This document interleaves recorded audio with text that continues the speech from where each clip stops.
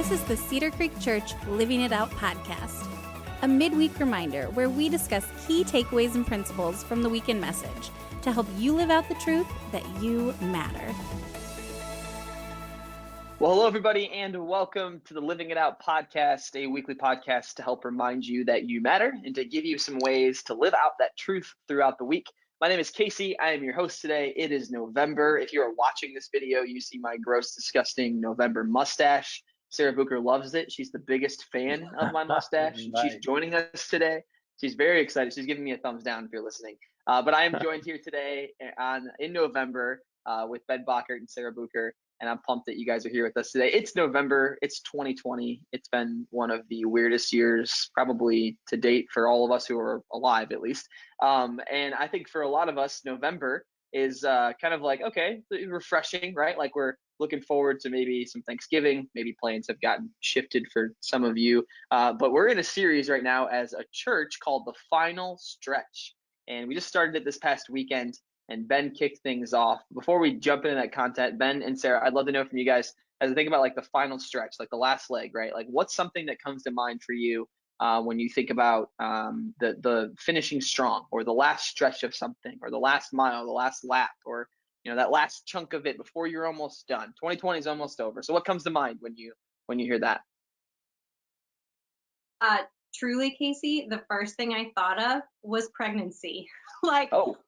You mamas out there, if you adopted a child, any of it, like by the time you get to that point when the baby's coming, it's like, oh my goodness, it's quite the adventure. So that's seriously the first thing I thought of. So I can imagine like the last month of pregnancy, are you like, just to be honest, like giving birth terrifies me. Like I'm glad I'm a guy because it's just very scary. So is it like scary in the last month, or are you like excited? Like what are you feeling in this last month of pregnancy, the final stretch of pregnancy? What do you feel? Well, I mean, it's different for everybody, right? But it's typically like you're terrified of giving birth, but you're so exhausted and you're so uncomfortable that like you just want the baby out anyway because you'll feel better, and you're excited to meet the baby. So it's like it's a whole range of emotions. But great, all the emotions.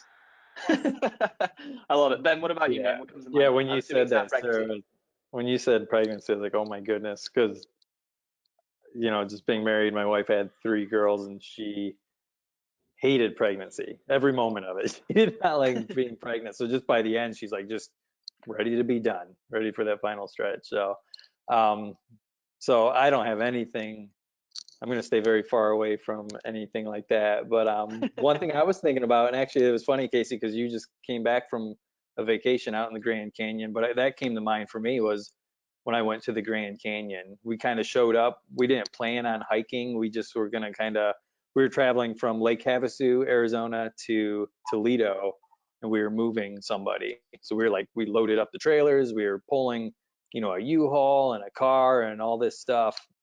We had like a caravan, and we're like, oh, we'll swing by the Grand Canyon, look in, and keep going. So similar to, I don't know if you've seen National Lampoon's Vacation, where they get out, take the picture, and the dad's like, all right, let's go. We got to keep moving. So that's kind of what our plan was. But once we got there, I was like, we got to go down there. Like, there's no way you cannot, experience this more.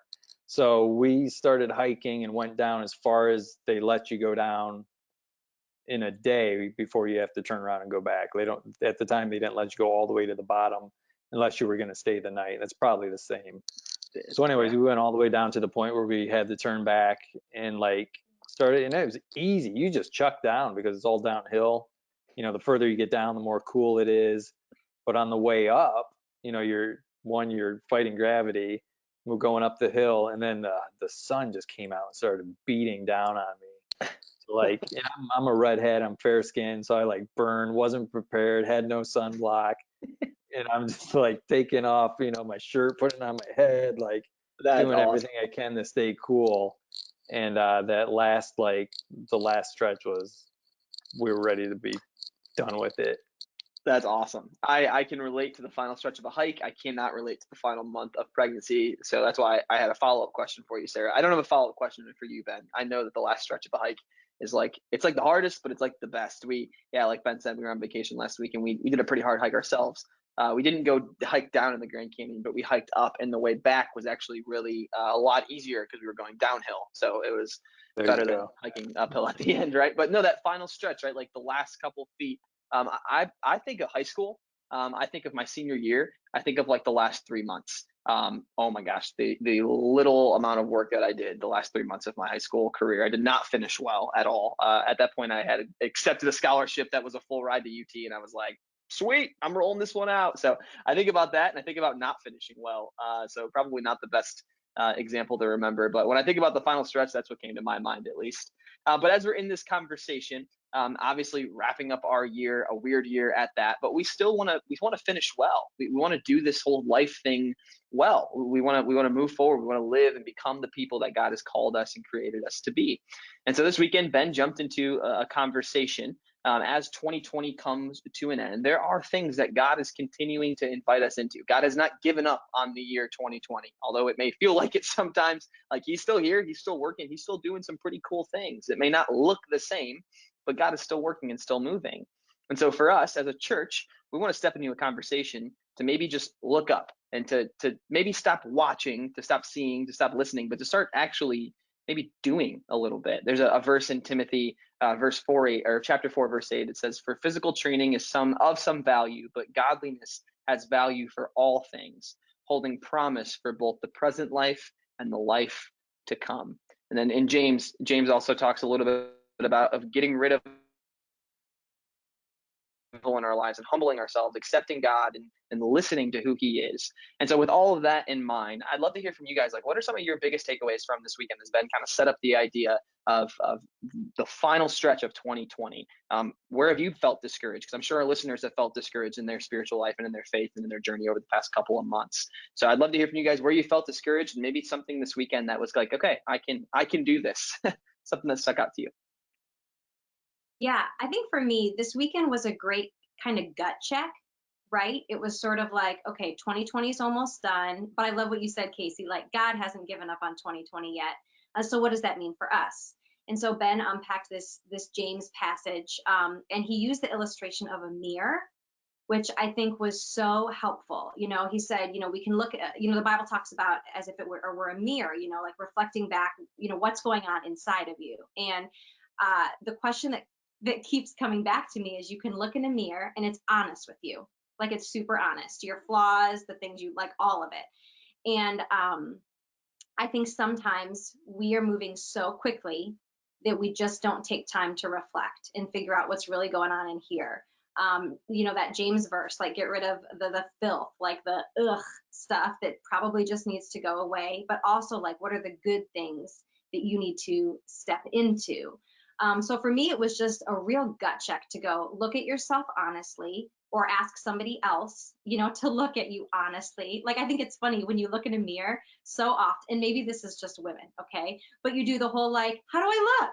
Right? Not only do you look in a mirror, but you do the, how do I look? And so even that courageous question of asking a spouse or a friend, or, how am I doing? How can I get through the rest of this year strong? Just a great gut check for me. Yeah, I think that's awesome. Yeah, I think when I was thinking about this, I think one thing that came to mind is like there's an effort, like there's something that we need to strive for or work towards, or just kind of like the whole verse of 1 Timothy 4:8, where it talks about the physical training is great, but there's benefit to spiritual training too. And a lot of the times I think, we just want the end result, but we don't want to go through what it takes to get there. Which is funny because I don't know, I was watching the Michigan football game this past weekend, Casey, and Michigan looked horrible. And Urban Meyer kind of talked about, hey, there's three things when a team's just not doing well. And one of the things he talked about was like work ethic. And he said your work ethic must exceed or equate your expectations. So whatever your expectations are of like, okay, this is what I want my spiritual life to look like, or my relationship with God to look like it's like there is some effort that we have to put in. There is some godly training. And I thought Ben talked about that so well by one, getting rid of the evil, the spiritual selfishness and those things in our life, but then also just connecting with God's word and then accepting it. So when we read it and we say, okay, this is, like Sarah said, a mirror for us to look into, and then humbly accept, like, then do something about it. Don't just be like, oh, okay, that's great, and then go on and not fix anything. And I think that mirror is such a great illustration, because if we look in the mirror and see something wrong with ourselves, we usually fix it, right? Like, I think Ben talked about Sure. looking in the mirror and seeing stuff in his teeth, and he didn't go back out there with stuff in his teeth. I'm assuming, right? He probably fixed it. So I thought that was, I mean, it's just such a great illustration by James, to, like, when you see something wrong, Mm. humbly accept it, and then, ask for forgiveness and ask God for strength and wisdom and how to move those things and grow. Yeah. One of our staff members that all three of us work with pretty closely, Alex Woody, has said this multiple times throughout the COVID world we're living in. It's kind of, I don't know if he's joking or being serious, but I kind of believe him at this point. He said everybody's going through an existential crisis right now, whether they know it or not.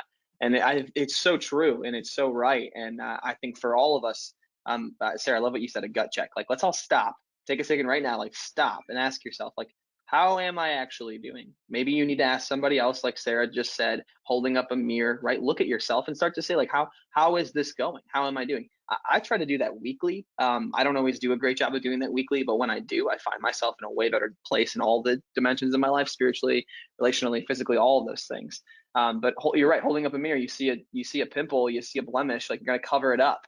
You're going to fix it. But for some reason, when we do that in our spiritual lives, I think sometimes we can become overwhelmed because there's so much going on in our world. So here's a question for you listening to think about. Number one, a second ago, look in the mirror, maybe have someone tell you what they think and ask them, how do you think I'm doing right now? Someone you're close with, someone who knows the inner parts of your life, but also to ask yourself, in this season, in this world, am I someone who's listening to everything going on around me, or am I actually stepping in and doing something?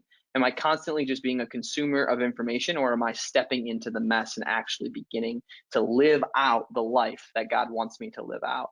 And then the other question is, what's keeping you from acting? What's keeping you from fixing, or what's keeping you from taking a step in the right direction? Because the reality is, you don't really always need somebody to tell you what that next step is. Most of the time, you know what it is. Now, you might need help and clarity, and I'm not mitigating that by any means. But at the end of the day, I think a lot of us know what our next step is.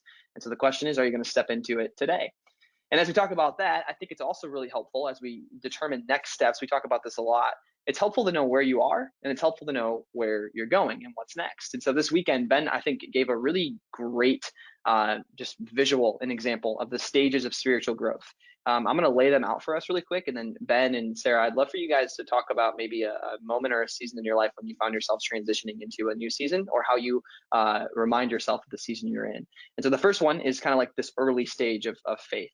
This is a time when it's really very significant to be growing, to be learning, to be attending a church service, to be listening to worship, to podcasts, to listen to other preachers, to be reading your Bible consistently, to be doing all of those things where you're first starting to learn and consume what Jesus is and who he's about. And then the next stage is kind of this middle stage. This is where you start to build and define some of the habits. You have some of the identity and the values, those pieces come in. They start to really become part of who you are. And now all the things that people did for you, you start to begin to do them for someone else. You start to take some steps there. And then the last one is the mature piece. And you guys can expound upon this too. But the mature Christian, the mature spiritual follower of Jesus, is someone who is not necessarily experiencing all of this change because they realize that this whole life, this whole thing isn't about them. It's about helping other people experience what we just experienced. Now, that's like a 10,000-foot view. Ben obviously articulated that very beautifully this weekend. But I'd love to hear from you guys, Ben and Sarah. What sticks out in those? Where have you seen people in your life maybe transition through those, or you personally, maybe some of your experiences as that illustration is laid out? Yeah, Casey. I mean, I remember really for me, it was those that like early season of being a Christian. I remember reading through the Bible for the first time, and it was like everything was new, everything was fresh, and you just couldn't get enough of it. And I think a lot of people have probably had that experience where it's like, oh, I can't even believe this, and I never knew this was here, and oh, how this connects, and it's like a discovery every day. And so I feel like those daily discipline habits are just so helpful, especially in the early stages of your faith. And that continues to grow and evolve. But what's interesting is when you step into that maturity piece, I mean, I'm thinking of somebody right now close to me who they're a mature believer, but they're kind of stuck right now. And after hearing Ben's message, it's easy to see that probably a great next step for them is to help somebody else, is to lead somebody else, is to bring somebody along with them. And whether that's leading a group or even just meeting with another friend and encouraging them, like it doesn't have to be formal.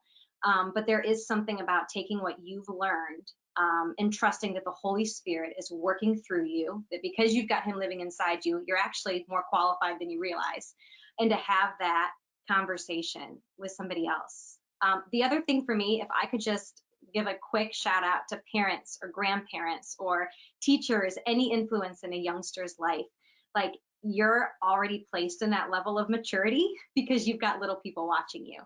And so just an encouragement that if you find yourself in one of those seasons, you've got great prime little minds ready to learn from you. And they're watching your daily habits. They're watching your speech. They're watching all of it. And what a great opportunity to be able to point somebody else in the right direction when it comes to following Jesus. Yeah, I loved this illustration. Just thinking about my own life, thinking about my kids. I've got a 3-year-old, 6-year-old, and an 8-year-old, and just like my 3-year-old, we're just trying to get her to, do those basic things over and over and over again. And a lot of it we're doing for her to teach her. Our older kids we're trying to get to the point where they're starting to take over and do some things on their own, make their own beds, clear the table, do a little help with the dishes, pick up their clothes when they change, all that stuff that we, early on did for them. We're trying to hand that off.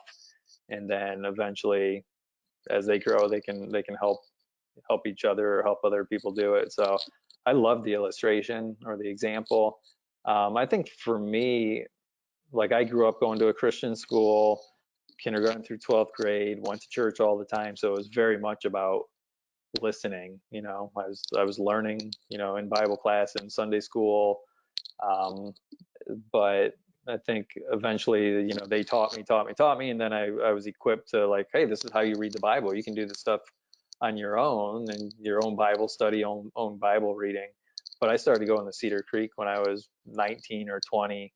And for me, that's when I really was like, oh, I have an opportunity to help other people, whatever that might look like. I mean, sometimes it was just coming in and setting a church up. Other times it was leading a group. But like discovering what your gifts are and then using those to help other people take steps. That was a new experience for me. And I kind of think I thought I was like, oh, I'm only 18, 19. What do I have to offer? But that wasn't the case at all. Like there was definitely a place. And I think Ben talked about that. Like at Cedar Creek, we have so many people who are in that early stage. There's so much opportunity for each one of us who potentially would call ourselves mature Christians to help someone else take a next step.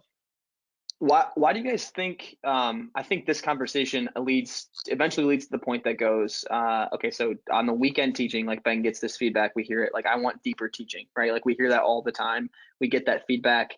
And so I think what Ben is trying to show here, and I'd love to hear you guys elaborate on this question, is like, why do people ask for that? And then what are they actually missing? Because I think, I'll let you guys share in a second, but I think something I'm continuing to figure out is I grow more when I do.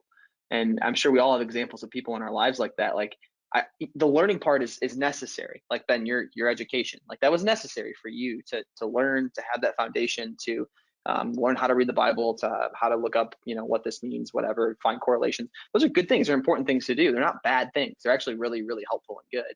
And I think sometimes the church can maybe say, we don't want deep teaching. It's all about impacting people. And there's that tension that exists. Like you have to have still grounded teaching in who Jesus is so that people can then go and live that out. I guess I'm wondering from you guys, like, where's often that disconnect? Where do you find people? How do they get lost in that? Because it seems like we have a lot of people who grew up in church. And so it's like, I want to learn. I want want deeper. But it seems like there's this piece that they're sometimes missing. And I say I'm missing it sometimes too. I'm not trying to, isolate a group of people here. I'm just kind of throwing out an example. But with all that being said, I don't know. Yeah, Sarah, go ahead. Yeah, I mean, we do hear that a lot. And I think what's helpful to remember is for all of us, our spiritual journeys will ebb and flow. So, I mean, there's times in my life where I'll feel super close to God, and I don't know, I feel like I'm connecting with him, and I feel like I'm learning, and I feel like I'm growing. And then there's other seasons where I'm just, I don't know, like I feel stuck, or I'll read my Bible and it's like, I'm not getting anything, or, whatever it may be. So I think there's always that. And sometimes depending on the person or the season of life you're going through, like there's something under the surface there. So there are unique situations. But one of my favorite examples is, and I don't remember, I mean, a lot of people have talked about this, but like the first time you go to church, or maybe it was, for you listening, the first time you came to Cedar Creek, the first time you've been to a church that feels a little different. We play louder music and we show YouTube clips, and it's like, wow, this is really cool, and it feels new and it feels fresh. And then after you've gone for a while, a couple years, it's sort of like, okay, been there, done that. Ben can preach the most fantastic message, but it's like, oh, I've heard this before. I know this story. Or we kind of get into like, there's nothing else for me here. But then you invite somebody new to church, and all of a sudden you've got that new person sitting next to you, and it's like, oh my gosh, I wonder if they like the song. I wonder if this message is connecting with them. Oh my goodness, I hope they're getting this point. Or, oh, it's like, it just becomes new and fresh and exciting once again. So I think there is so much power when we bring other people along to whatever it is. It just like, it's like it's brand new all over again for us. That's a great example. Ben, what about you, man? I thought it was a great example, Sarah. I think that's, when you bring someone to church, you look at the service a completely different way. You're like way more critical. You're like, oh, why did Ben say it that way?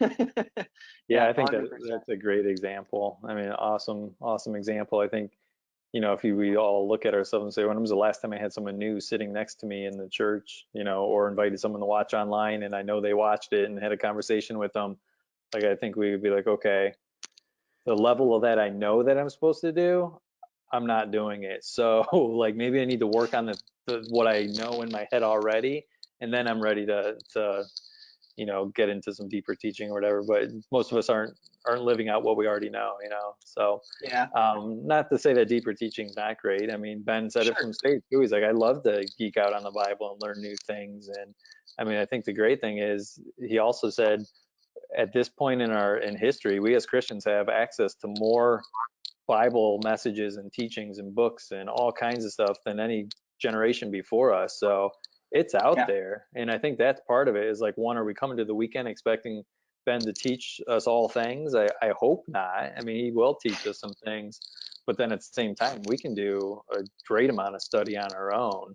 But then the key is, are we applying it to our lives and really, helping other people take next steps? And when we do that, I think, Sarah, you alluded to this, like, that's when we really grow. Like, when we start leading a group and we're teaching other people what God's taught us, that's when it really takes hold.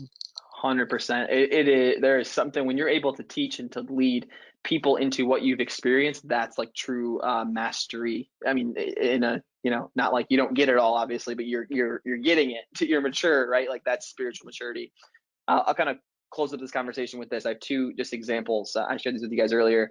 One person is on staff with us. Some of you know him. His name is Jim Casey. And I want to highlight Jim because Jim, I think, is someone that lives this out really well. Jim loves knowledge. He does a men's group study every year that walks through the Bible and has this, he's on Revelation studies. Like, you name it. If you have questions about the Bible, Jim has an opinion about it. He wants to share it. He's done his research and he's read it.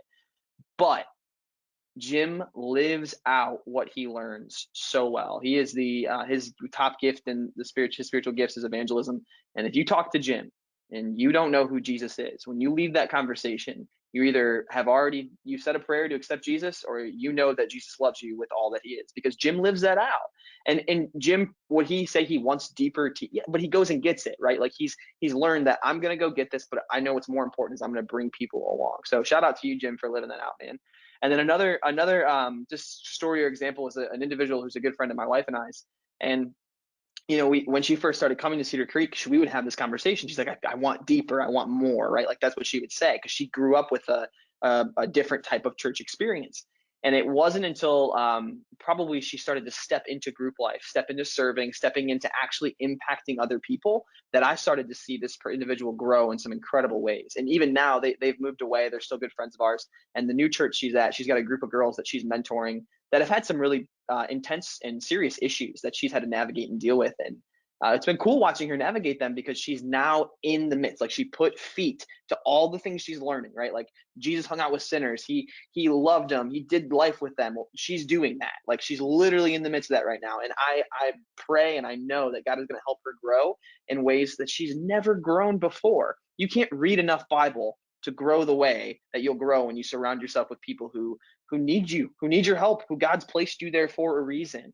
And it's so important to do. So for any of you listening, and maybe you've been coming to Cedar Creek for a long time or a little bit, I would just highly encourage you, find somebody. They don't need to be a baby Christian. They could be someone who goes to church and you see them, but you know they're not plugged into a group. Invite them.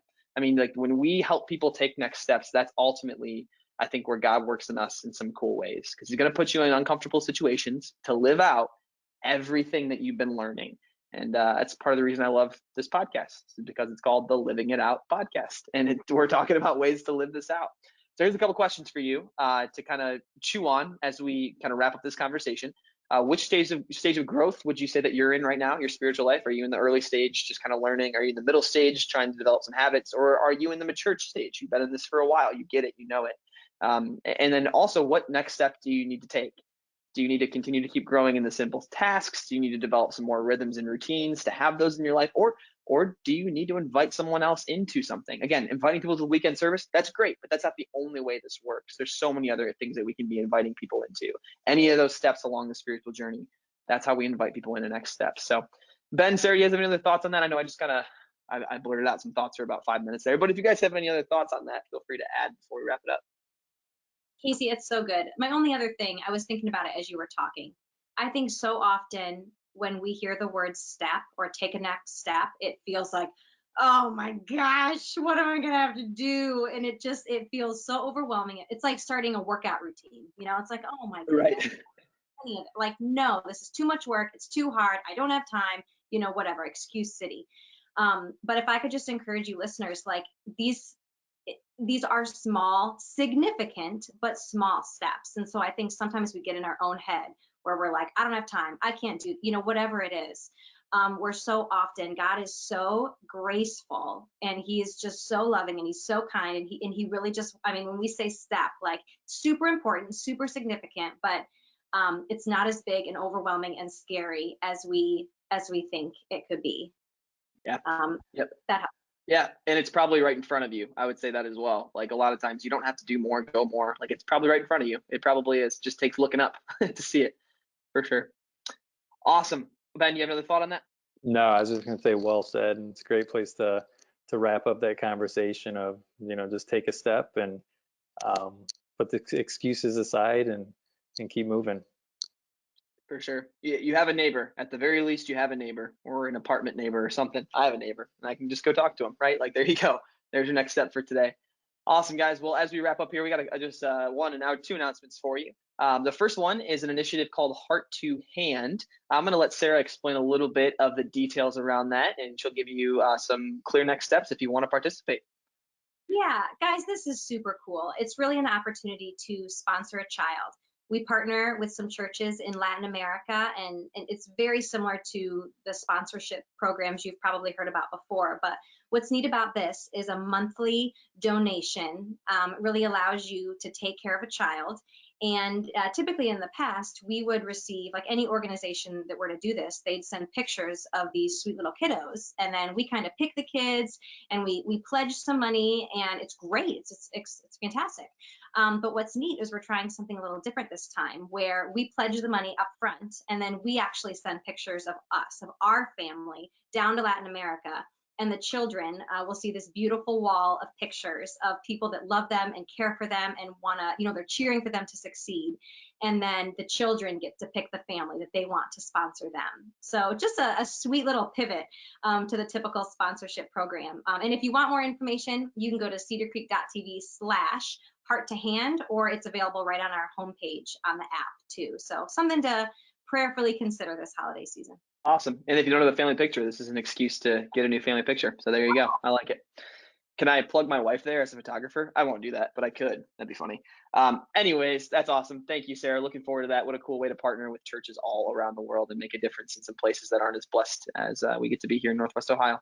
Awesome, guys. Well, this week we're going to continue this series called The Final Stretch, and Ben informed me, I saw this on Planning Center, but Ben just informed me that Andy Stanley, that's hilarious. Andy Rechtenwald, that'd be awesome if Andy Stanley was teaching this weekend, but it's Andy Rechtenwald. Andy Rechtenwald will be teaching this weekend, which is going to be a lot of fun. And I know he'll have some great content and also have some encouraging, fun stories to share. And as always, oh, Ben, do you have something? Is that wrong? I think Ben's on this weekend. Andy's the following weekend. So Andy's the weekend after Thanksgiving. Sorry, you're right. My bad. I confused you on that ahead of time. That's okay, bro. That's all right. Ben's this weekend, continuing the series. Then Andy. We like them both anyway. They're going to be great. And I know they're going to continue to challenge all of us to finish this year. That seems so far gone. It's not gone yet. It still can be redeemed, right? Okay, so for those of you listening today, I hope you were encouraged. I hope you were reminded of what it looks like to believe that you matter and to live out that truth throughout the week. Thank you guys so much for joining us. We'll see you next week.